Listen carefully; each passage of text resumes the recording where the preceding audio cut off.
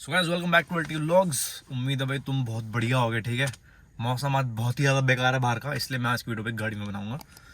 Next video बना देंगे proper vlog के फॉर्म में। तो I hope you guys understand. और भाई ये वीडियो आज की भाई काफ़ी इंपॉर्टेंट है, क्योंकि बहुत लोगों का मैं मिसकंसेप्शन दूर करना चाहता हूँ आज। ठीक है, तो भाई जब बंदे ऑस्ट्रेलिया आते हैं, ठीक है, उनको लगता है कि देखो हमें जाके कार तो देखो लेनी होती है। एंड ऑनेस्टली स्पीकिंग, कार के बिना ऑस्ट्रेलिया में सर्वाइवल भाई काफ़ी टफ है। हर जगह तुम बस और ट्रांसपोर्ट यूज़ नहीं कर सकते, इवन दो मतलब अच्छा है network, but you need to have a car. जितने भी लोग होते हैं वो सोचते हैं भाई कार का देखो मेन खर्चा क्या है, हमने कार खरीद ली, ठीक है, पेट्रोल का खर्चा हो गया, थोड़ा बहुत खर्चा हो गया, and it is not that expensive to maintain it. ठीक है, बट आज मैं तुम्हें कुछ इनसाइड इन्फॉर्मेशन देने वाला हूँ कि भाई एक्चुअली में कार को मेंटेन करने का खर्चा कितना होता है ऑस्ट्रेलिया में।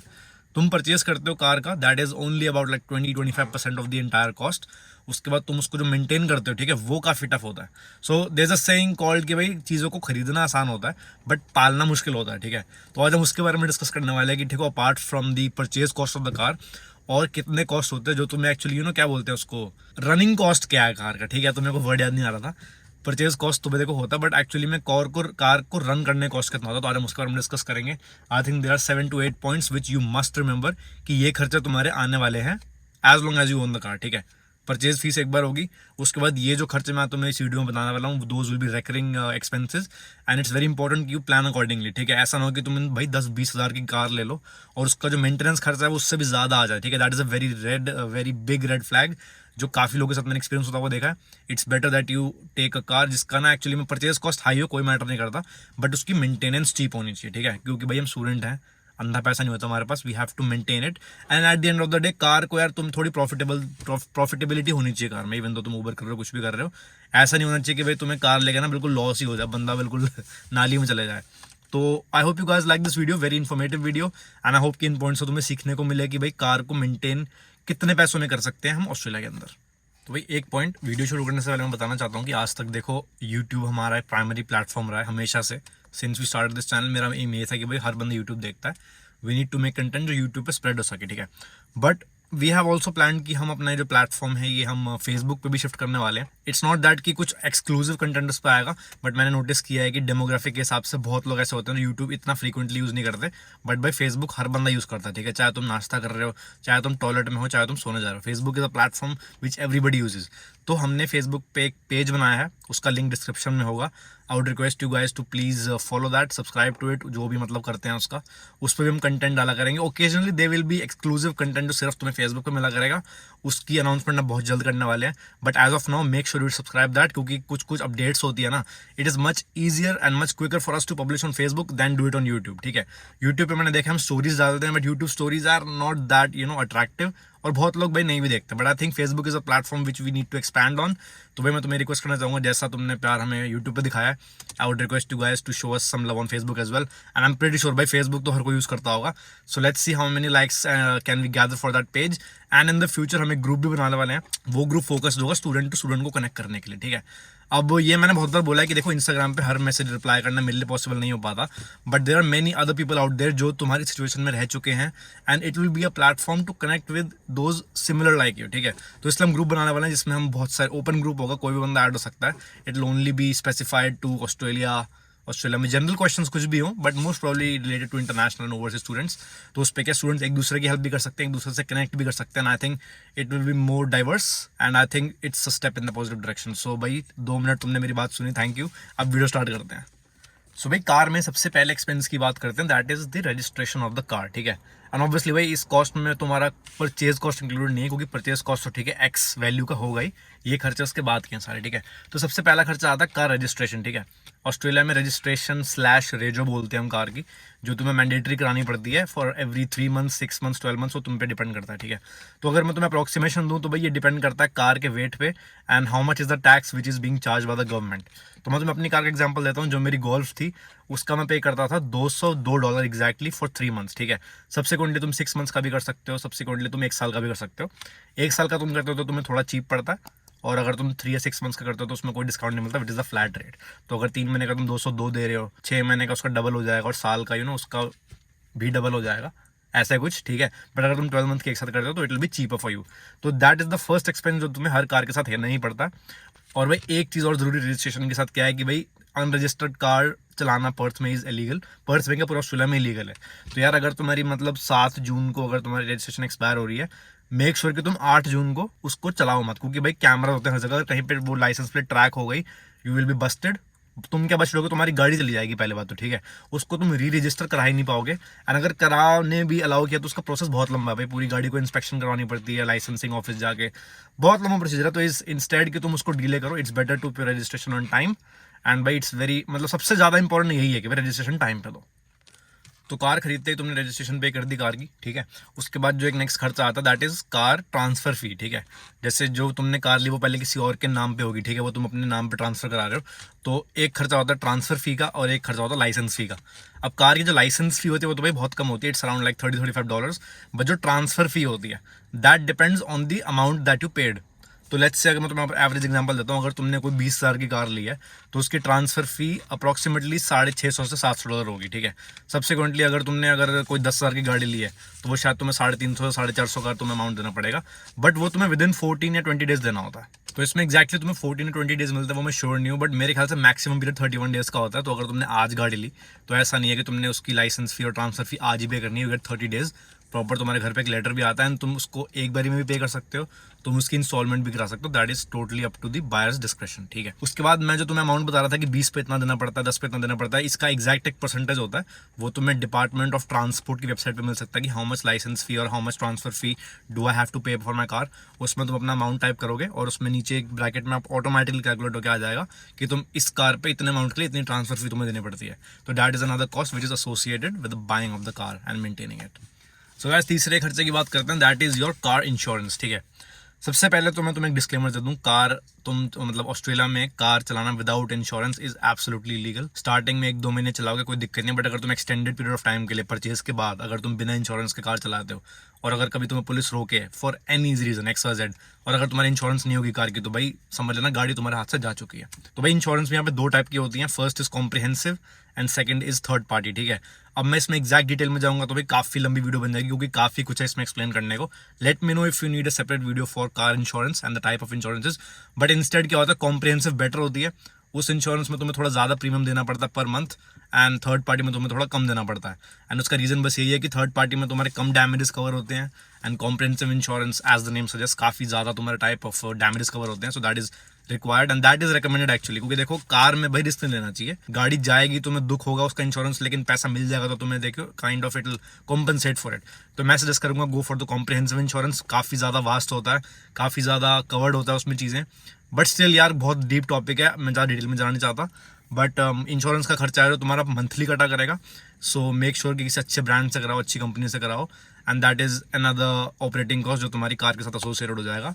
सो इसको भी हम total cost of maintaining a car में डाल सकते हैं। तो वही इंश्योरेंस के बाद आते हैं जो कि मेरा फेवरेट पॉइंट है, दैट इज द फ्यूल, ठीक है। एंड मुझे पता है ऊबर की वीडियोस में भी काफी लोग पूछ रहे थे भाई ऊबर का क्या सीन है, सॉरी फ्यूल का क्या सीन है, कितना तुम पे करते हो वगैरह वगैरह।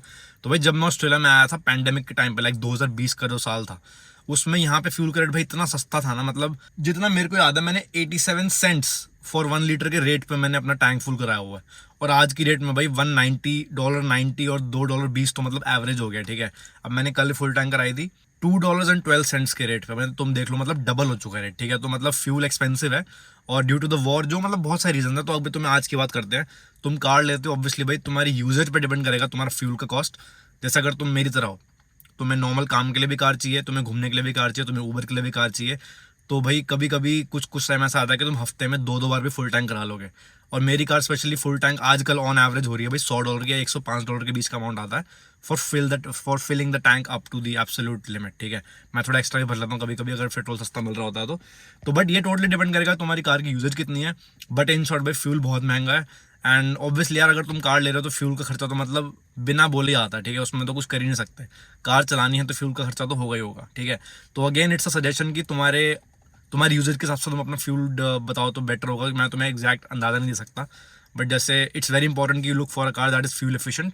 भाई लुक्स बेकार हो कोई दिक्कत नहीं है, ढंग से इतनी पावरफुल ना चले कोई दिक्कत नहीं है, बट भाई अगर तुम फ्यूल एफिशिएंट कार लोगे ना तुम्हारे लिए लॉन्ग टर्म में बहुत ज़्यादा फायदा होगा। लाइक लिटरली अगर तुम हर अपने फ्यूल टैंक पे भी अगर तुम $6 या $7 भी बचाओगे, तुम हिसाब लगाओगे तुम महीने में कितना पैसा बचा लोगे, and over a period of time, over 1 year कितना ज़्यादा तुम फ्यूल में सेव कर सकते हो if you are using fuel efficient vehicle. तो आई वुड सजेस्ट कि फ्यूल का खर्चा भाई जरूर माइंड में रखना, क्योंकि फ्यूल का खर्चा भाई कभी कभी चुभता है, ठीक है।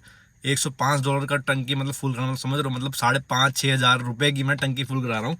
But this is something you can't help भाई। मेरे को लग रहा है कि फ्यूचर में थोड़ा अगर पेट्रोल का प्राइस बढ़ा भी तो अल्टीमेटली देखो कम कभी ना कभी तो होना ही है। तो मेरा लास्ट ईयर का पर्सपेक्टिव अलग था कि fuel is absolutely very cheap in Australia. जिन्होंने मेरी वीडियो भी देखी, मैंने प्रॉपर एक वीडियो में फ्यूल प्राइसेस की बनाई थी, उसमें भी फ्यूल काफ़ी सस्ता दिखाया था, ठीक है। बट आजकल scenario is absolutely turned upside down. But ये भाई खर्चा तो मैं याद रखना पड़ेगा that fuel is expensive, and car के साथ according to user fuel expenses will keep adding as you use the car. तो भाई अगले और 5वें खर्चे की बात कर लेते हैं, दैट इज़ दी सर्विस जो कार की होती है, ठीक है। तो कार सर्विस देखो 2 टाइप की हो सकती हैं, सॉरी 2 टाइम्स पे होती हैं। एक कि भाई तुम एक पर्टिकुलर किलोमीटर्स के बाद सर्विस कराओ, और एक होता है कि तुम पर्टिकुलर टाइम के बाद सर्विस कराओ। तो भाई जिनकी कार बहुत कम चलती है वो एक पर्टिकुलर टाइम के बाद सर्विस करवाते हैं, और जिनकी कार काफ़ी चलती है वो किलोमीटर के हिसाब से सर्विस कराते हैं। तो सर्विस में भी भाई यहाँ पे बहुत वेरिएशंस हैं। अगर तुम नॉर्मल मैकेनिक के पास जाओगे, अगर मतलब मैकेनिक भी क्या है, नॉर्मल मतलब छोटे छोटे यहाँ गैरेजेस होते हैं, अगर तुम उनमें सर्विस कराओगे नॉर्मल ऑयल चेंज वगैरह के लिए, तो हो सकता है तुम्हारा 70 से 80 या $100 तक पूरी सर्विस भी हो जाए, ठीक है। बट अगर तुम प्रॉपर सर्विस सेंटर के पास जाओगे, ऑथराइज सर्विस सेंटर के पास, जैसे एक मेरे को सजेशन मैं तुम्हें दूंगा, अगर कोई भी तुम यूरोपियन कार ले रहे हो, वोक्सवैगन, मर्सिडीज, BMW, ऐसी कोई जर्मन कार ले रहे हो, उसकी सर्विस भाई किसी भी थर्ड पार्टी बंदे से मत कराना। It will fuck up your engine, और भाई आगे जाके बहुत दिक्कत होती है इन कार्स में। तो इन कार्स के लिए तुम्हें स्पेसिफिकली तुम्हें प्रॉपर सर्विस सेंटर जाना पड़ेगा। जैसे ये जो वोक्सवैगन का है, देखो तुम यहाँ पे इनका मतलब यूरो टेक्निक है, प्रॉपर सिर्फ यूरो कार्स में डील करते हैं ये, और ये वोक्सवैगन असिस्ट भी है। मतलब ये सब मतलब यही है कि अगर तुम कोई महंगी कार ले रहे हो, it is very important that you get it service done from a registered authorise service centre, ठीक है। छोटे मोटे गैरेजेस पर मत जाना। तो ये भी डिपेंड करता है, अगर मैं तुम्हें रेंज बताता हूँ, ये ना कार पे डिपेंड नहीं करता, ठीक है। सर्विस यहाँ पे काइंड ऑफ एवरेज चलती है। तो अगर तुम किसी नॉर्मल गैराज से या मैकेनिक से सर्विस कराओगे तो तुम्हें 70 से $100 के बीच पड़ेगी। इस पर मैंने वीडियो बना रखी है। और अगर तुम प्रॉपर ऑथराइज सर्विस सेंटर के पास जाओगे तो शायद तुम्हारा $300 भी वो ले लेंगे, ठीक है। It is more expensive, but I think long run में भाई कार को प्रीमियम सर्विस मिल रही है, तो आई थिंक दैट्स बेटर, ठीक है। तो सर्विसिंग का बहुत ध्यान रखना, क्योंकि यहाँ पे गाड़ी को ना रिपेयर करना बहुत मुश्किल होता है। That's why it is very important कि तुम टाइम से टाइम सर्विस कराओ। और मान लो तुम्हारी गाड़ी कभी रास्ते में रुक गई, ठीक है, तो अगर तुम रोड साइड असिस्टेंस बुलाओगे, that is also crazy expensive. इसलिए मैं सजेस्ट करूंगा भाई थोड़ी महंगी सर्विस करा लो, बट एटलीस्ट तुम्हें श्योरिटी रहेगी कि भाई कभी तुम्हारी गाड़ी चलते चलते बंद नहीं हो जाएगी, ठीक है। तो सर्विसिंग का कॉस्ट तुम्हारा ऐड होगा in operating cost, and make sure keep this in mind. So next point आता है कार वॉश का, ठीक है। अब भाई ये भी पर्सन टू पर्सन डिपेंड करता है कि तुम, पहली बात तो कार वॉश तुम्हें करानी है कि नहीं करानी, ठीक है। कुछ लोग होते हैं भाई वो हर तीसरे चौथे दिन कार वॉश पे पहुंच जाते हैं, क्योंकि भाई उनको अपनी गाड़ी बिल्कुल गंदी देख ही नहीं सकते। और कुछ लोग मेरी तरह होते हैं जो भाई महीना महीना कार वॉश नहीं कराते। कुछ लोग मेरे से भी बेकार होते हैं जो कार वॉश कराते ही नहीं है, ठीक है। तो that again depends on you कि तुम्हें कार वॉश करानी है कि नहीं करानी।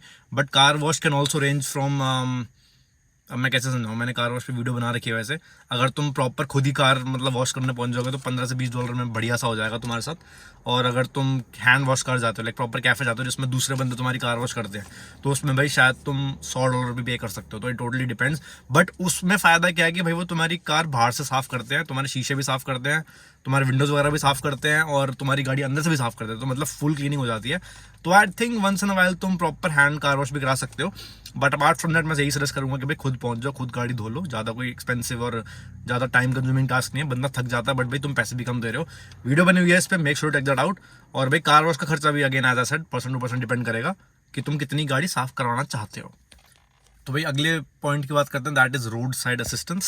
पहली बात तो मैं उम्मीद करूंगा कि तुम कभी इस मुकाम पे जाओ मत कि तुम्हें रोड साइड असिस्टेंस बुलानी पड़े।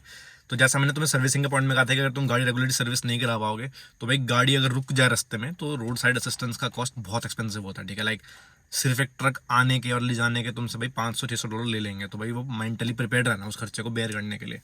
तो अगर तुम गाड़ी रेगुलरली सर्विस कराते रहोगे तो भाई जैसे मेरे को टचवुड अभी तक 2 साल हो गए हैं, मैंने अभी तक रोड साइड असिस्टेंस नहीं बुलवाई। तो रोड साइड असिस्टेंस का खर्चा भी कई बंदे ऐड कर लेते हैं।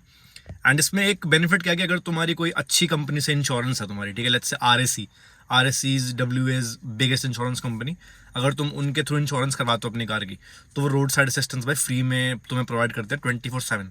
तो मान लो तुम पर्थ में कहीं भी हो, तुम्हारी गाड़ी रुक गई, तुम्हें बस उनके हेल्पलाइन कॉल सेंटर पे फ़ोन करना है और वो फ्री ऑफ कॉस्ट तुम्हारी गाड़ी आएंगे उठा के किसी गैराज या तुम्हारे घर पे छोड़ देंगे, ठीक है। बट अगर तुम अगेन जैसा मैंने कहा इंश्योरेंस नहीं करवाई होगी या किसी और के थ्रू कराई होगी और तुम रोड साइड असिस्टेंस बुलाओगे तो भाई काफ़ी एक्सपेंसिव पड़ता है। तो पहली बात तो उम्मीद करता हूँ तुम उस मुकाम पर जाओ ना, बट अगर होता है तो ये भी एक काइंड ऑफ तुम अपने कॉस्ट में ऐड कर सकते हो भाई, बिल्कुल, ठीक है। और नेक्स्ट मैं पॉइंट बात करना चाहता हूँ टायर्स मेंटेनेंस के ऊपर, ठीक है, क्योंकि हमें इंडिया में पता है भाई टायर पे इतना कोई फोकस नहीं करता, बट यहाँ पे टायर्स को मेंटेन करना is a really big thing, ठीक है। तो ये पॉइंट तुम काइंड ऑफ सर्विस में इंक्लूड कर सकते हो, कोई दिक्कत नहीं है। बट द थिंग इज़ कि यहाँ पे ना हर 6-8 महीने में तुम्हारी कार का ना एक वो होता है, काइंड ऑफ इंस्पेक्शन होता है। उस इंस्पेक्शन में अगर तुम्हारे टायर के जो ट्रेड्स हैं वो अगर डीप इनफ नहीं है तो भाई तुम्हें वो गाड़ी अलाउ नहीं करेंगे रोड पर चलाने के लिए, ठीक है। इंडिया वगैरह में तो क्या होता है कि गाड़ी पे ट्रेड सारे मिट भी गए तो भी गाड़ी चला रहा है, किसी को कोई लेना देना ही नहीं है। यहाँ पे एक मिनिमम एक क्या बोलते हैं बेंचमार्क सेट हो रखा है कि उससे कम डेप्थ नहीं होनी चाहिए तुम्हारे कार के ट्रेड्स की, ठीक है, टायर के ट्रेड्स की। तो यहाँ पे भी टायर अगेन एक्सपेंसिव आते हैं, क्योंकि ऐसा नहीं है कोई लोकल टायर्स नहीं मिलते यहाँ पे, सारे एक्सपेंसिव मिलते हैं, सारे ब्रांडेड होते हैं, ठीक है। योकोहामा, कॉन्टिनेंटल, पैरेली तक के टायर्स मिलते हैं। तो टायर्स स्टार्ट होते हैं $150 पर टायर से लेके भाई $400-500 पर टायर भी जाता है। और टायर का खर्चा भाई अगेन जितनी तुम गाड़ी चलाओगे उसके हिसाब से खर्चा होगा, तो मैं तुम्हें कोई फ्रेम नहीं दे सकता। मैं तुम्हें बस ये बता सकता हूँ कि एक टायर आता कितने का है। It starts from 150 goes up to 500। And भाई बेसिक से बेसिक टायर भी देखो, टायर का काम होता है रोड पे चलना, वो कोई भी टायर कर देगा अनलेस तुम ब्रांड कॉन्शियस हो। तो ये भी खर्चा तुम नोट डाउन कर लेना, फ्यूचर में काम आएगा। एंड बट टायर रेगुलरली क्या बोलते हैं उसको कि व्हील जो अपना रिम्स भी होती हैं उसको भी कंटिन्यूसली वॉश कराया करो, क्योंकि यहाँ पे ना हाई कर्व्स होते हैं, बहुत बार तुम्हारा व्हील टक्कर खा जाता है हाई कर्व्स के ऊपर। तो अगर रिम भी डिसोरिएंटेड हो गया और कभी चलता चलता तुम्हारे पहिया डैमेज हो गया तो भाई बहुत दिक्कत आएगी। That's why maintenance and servicing of the car is really really very important. So भाई इस वीडियो के लिए लास्ट पॉइंट की हम बात करते हैं, दैट इज पार्किंग, जो कि भाई बहुत ज़्यादा पार्किंग करना। देखो एक खर्चा तो होता है कि पार्किंग की टिकट खरीदना, ठीक है, उसका सन्ड्री एक्सपेंस होता है कि उसकी टिकट के फाइन बेयर करना, ठीक है। अब मैं तुम्हें दिखाता हूँ, जैसे ये हमारी पार्किंग मशीन लगी हुई है बिल्कुल हमारे घर के नीचे ही है। इसका रेट है $4 पर आवर। अगर तुम स्ट्रीट पे पार्क करो, जैसे ये गाड़ी सामने लगी है वो एक पार्किंग बे में खड़ी है, तो इसका फ्लैट कॉस्ट होता है सिटी में एटलीस्ट स्ट्रीट पार्किंग के लिए $4 पर आवर, ठीक है। तुम प्रॉपर किसी पार्किंग लॉट में जाते हो, चाहे वो ओपन हो या क्लोज हो, उसका भी रेट अराउंड $3.5 पर आवर होता है, which is really very expensive, ठीक है। तो अगर मान लो तुम कहीं मॉल वॉल गए हो, तुम्हें पूरे दिन के लिए कार लगानी है या 5-6 घंटे के लिए लगानी है, तो अब तुम वही रेट मल्टीप्लाई कर लो कि तुम $15-20 तो सिर्फ 5 या 6 घंटे के लिए दे रहे हो सिर्फ पार्किंग के लिए, ठीक है। प्लस जैसे अगर तुम प्रॉपर पार्किंग परमिट लेने जाओ कि भाई तुम्हें मेंबरशिप चाहिए विल्सन पार्किंग की या फिर सिटी ऑफ पर्थ पार्किंग की, वो भी काफ़ी एक्सपेंसिव आता है।